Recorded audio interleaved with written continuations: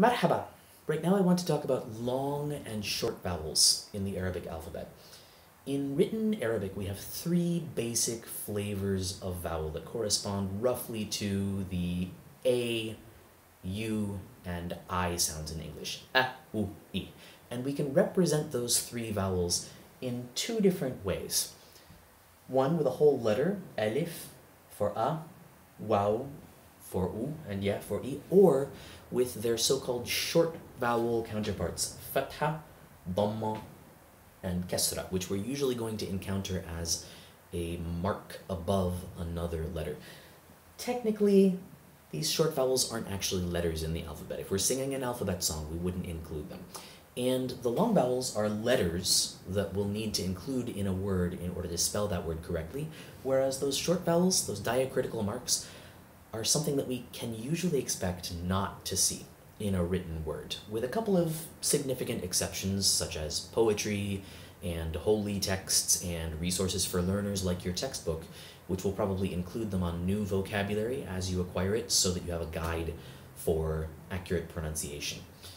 When we're reading a word in Arabic and trying to make our own pronunciation of that word accurate, the important thing to remember about the difference between these short and long vowels is that the long vowels literally take more time to say, while the short vowels take less time. A long vowel indicates a syllable that is more stretched out. So if you take a look at these examples, not all of which are real meaningful words, by the way.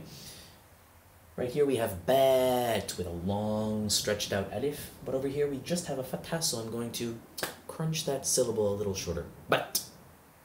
Bat, long, bat, short. Down here with a waw, we would say boot with a stretched out syllable for our long vowel. And with a dhamma, our short vowel version, we would just say but. Finally, beat with a ya, as opposed to bit with a kasra. If you were timing me with a stopwatch or a metronome as I said those words, you would have a visual reference.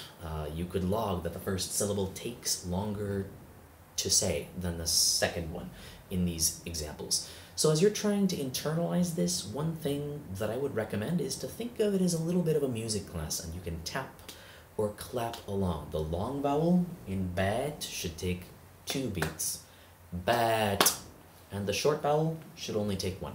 Bat. Of course, in reality, every speaker is a little bit different, and sometimes we have things to say urgently, or sometimes we have things that we can say in a more leisurely fashion. So if someone is speaking quickly, it won't necessarily always be absolutely clear whether we're hearing a long syllable or a short syllable.